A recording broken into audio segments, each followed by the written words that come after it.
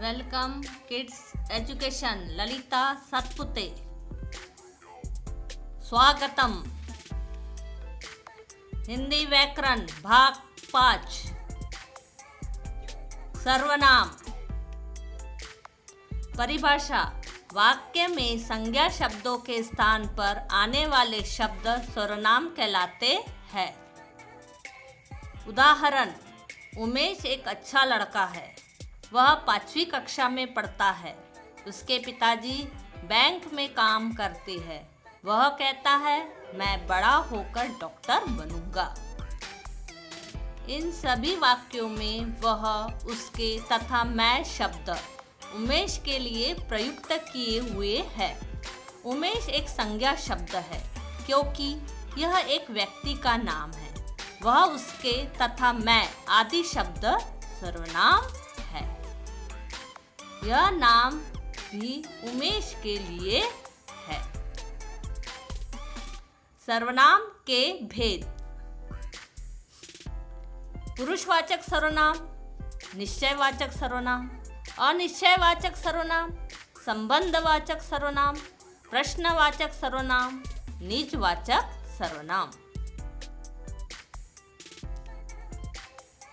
पुरुषवाचक सर्वनाम वक्ता, श्रोता या अन्य किसी व्यक्ति के लिए जिन सर्वनाम शब्दों का प्रयोग किया जाता है वह पुरुषवाचक सर्वनाम कहलाते हैं। पुरुषवाचक सर्वनाम 3 प्रकार के होते हैं। उत्तम पुरुष, मध्यम पुरुष, अन्य पुरुष। अर्थ। बोलने वाला अपने लिए मैं कहता है, यह उत्तम पुरुष। सुनने वाले के लिए तुम का प्रयोग करता है, यह मध्यम पुरुष। अन्य वस्तुओं के लिए वह का प्रयोग होता है, यह अन्य पुरुष है। पुरुषवाचक सर्वनाम को एक तालिका में देखिए। एक वचन, बहुवचन। अब उत्तम पुरुष एक वचन में मैं, बहुवचन में हम। मध्यम पुरुष एक वचन में तुम, बहुवचन में आप। अन्य पुरुष एक वचन में यह, वह, बहुवचन में ये, वे। निश्चयवाचक सर्वनाम। जो सर्वनाम किसी निकट, पास या दूर के व्यक्ति या वस्तु का निश्चित बोध कराते हैं वे निश्चयवाचक सर्वनाम कहलाते हैं। इनको संकेतवाचक भी कहते हैं। उदाहरण। यह मेरी घड़ी है। वे मेरे चाचा जी हैं। एक वचन, बहुवचन। पास की वस्तु यह, बहुवचन में ये। दूर की वस्तु एक वचन में वह, बहुवचन में वे। अनिश्चयवाचक सर्वनाम। किसी अनिश्चित व्यक्ति, वस्तु या स्थान का बोध कराने वाले सर्वनाम अनिश्चयवाचक सर्वनाम कहलाते हैं। जब हमें मालूम न हो कि व्यक्ति कौन है तो हम कोई का उपयोग करते हैं, जैसे माँ बाहर कोई है। जब हमें मालूम न हो कि वस्तु क्या है तो हम कुछ का प्रयोग करते हैं, जैसे माँ अलमारी में कुछ है। कोई तथा कुछ अनिश्चयवाचक सर्वनाम है। संबंधवाचक सर्वनाम। जिस सर्वनाम का प्रयोग अन्य वाक्यों में प्रयुक्त संज्ञा या सर्वनाम से संबंध बताने के लिए किया जाता है उन्हें संबंधवाचक सर्वनाम कहते हैं।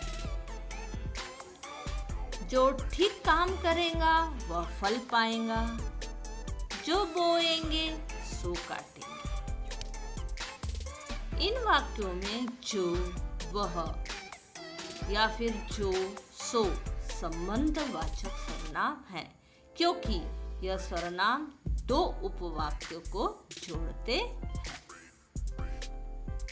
प्रश्नवाचक सर्वनाम किसी व्यक्ति, वस्तु या स्थान के विषय में प्रश्न का बोध कराने वाले सर्वनाम प्रश्नवाचक सर्वनाम कहलाते हैं।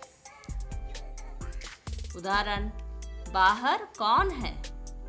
इस बक्से में क्या है?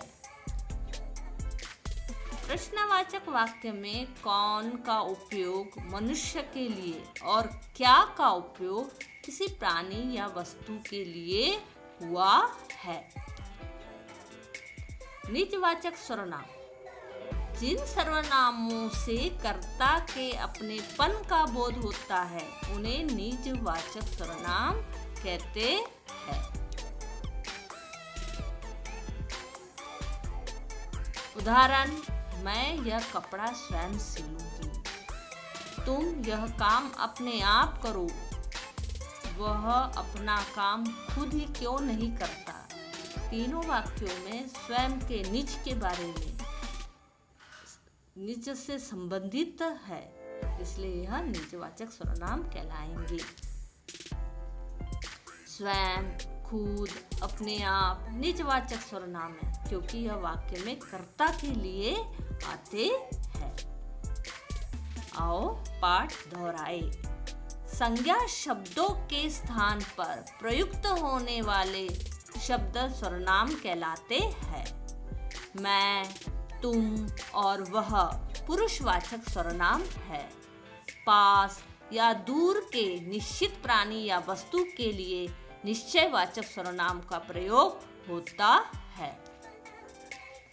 कोई, कुछ आदि अनिश्चयवाचक सर्वनाम है। संबंधवाचक सर्वनाम संज्ञा शब्दों में संबंध प्रकट करते हैं। प्रश्नवाचक सर्वनाम प्राणी, वस्तु या स्थान के संबंध में प्रश्न का बोध कराते हैं। निजवाचक सर्वनामों का प्रयोग कर्ता अपने आप करता है। आओ मिलकर गाए। संज्ञा का भाई कहलाए, उसके स्थान पर यह आ जाए। इसके छह है और प्रकार, पढ़कर इसे बनो होशियार। पढ़कर इसे बनो होशियार। धन्यवाद। यह वीडियो आपको अच्छा लगा हो तो आप लाइक, सब्सक्राइब और शेयर जरूर कीजिए।